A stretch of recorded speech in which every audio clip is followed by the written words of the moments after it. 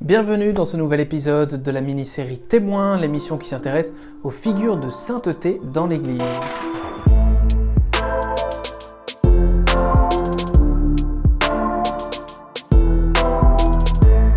Et aujourd'hui, 18 février, l'Église fait mémoire de la petite Bernadette Soubirous, la jeune voyante des apparitions de Lourdes.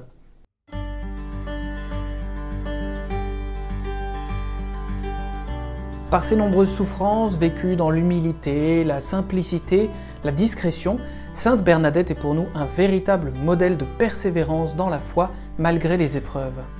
Alors que peut-on dire si l'on veut résumer en quelques minutes la vie de Sainte Bernadette ? D'abord que la jeune Bernadette est née en janvier 1844 dans une France en pleine industrialisation. Elle naît au moulin de Boly, dans une famille de meuniers qui gère donc un moulin. Mais très vite, les difficultés vont malheureusement s'accumuler pour la jeune Bernadette et sa famille. Avec l'industrialisation, les moulins à eau vont perdre en importance en France et très vite, la famille de Bernadette va perdre du travail. Lentement mais sûrement, elle va s'endetter de plus en plus et finalement, le père de Bernadette, François Soubirous, va perdre son emploi.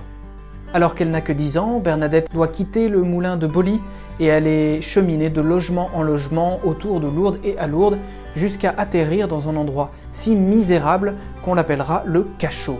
Cette pièce sombre, humide et insalubre est en fait l'ancienne prison de la ville.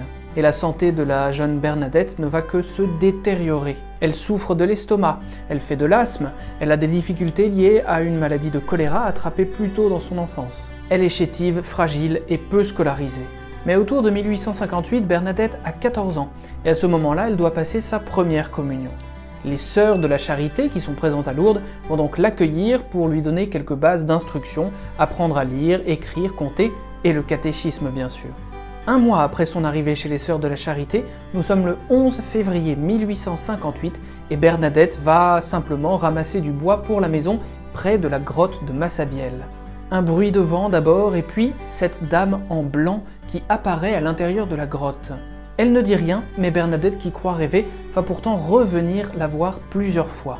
C'est seulement à la troisième apparition que celle qui sera bientôt reconnue comme la Vierge Marie va demander à Bernadette de revenir ici pour 15 jours. Alors que la dame est souvent silencieuse, elle va lui donner progressivement quelques consignes. Prier pour les pécheurs, boire à la fontaine et s'y laver, aller demander aux prêtres de venir ici en procession autour de la grotte et de construire sur ce lieu une chapelle pour y prier. Le 25 mars, jour de l'Annonciation, après de nombreuses apparitions, la Dame en blanc va enfin lui donner son nom, l'Immaculée Conception.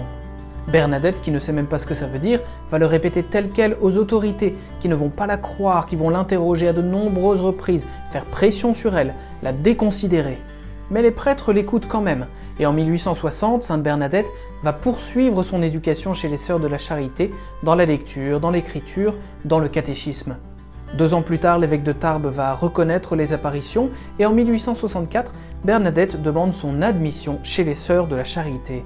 En 1866, alors que la pression est devenue trop forte et que l'affluence des pèlerins est vraiment trop continue, Bernadette va quitter Lourdes pour la ville de Nevers.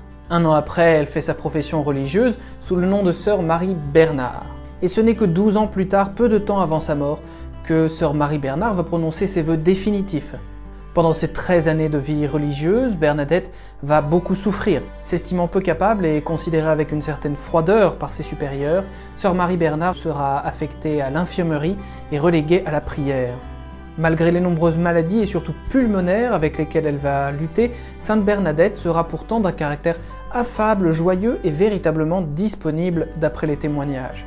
Mais la tuberculose la fait terriblement souffrir et elle meurt en 1879 à l'âge seulement de 35 ans.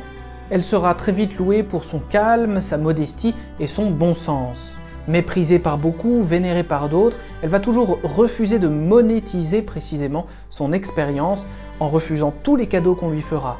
Quand on lui parlait de traitement, de salaire ou de donation, elle ne disait qu'une chose, ça brûle. Mais à Lourdes, l'engouement populaire va aller évidemment croissant.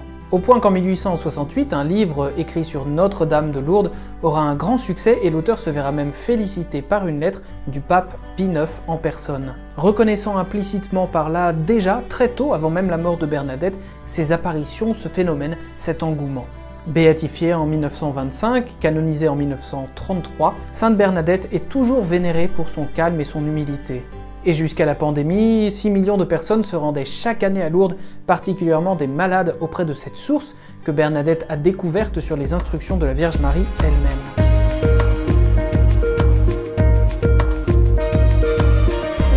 Demandons aujourd'hui l'intercession de la jeune Marie Bernard pour nous aider à traverser toutes nos difficultés, toutes nos crises et particulièrement rester calme et serein, plein de confiance en Dieu dans l'imprévu.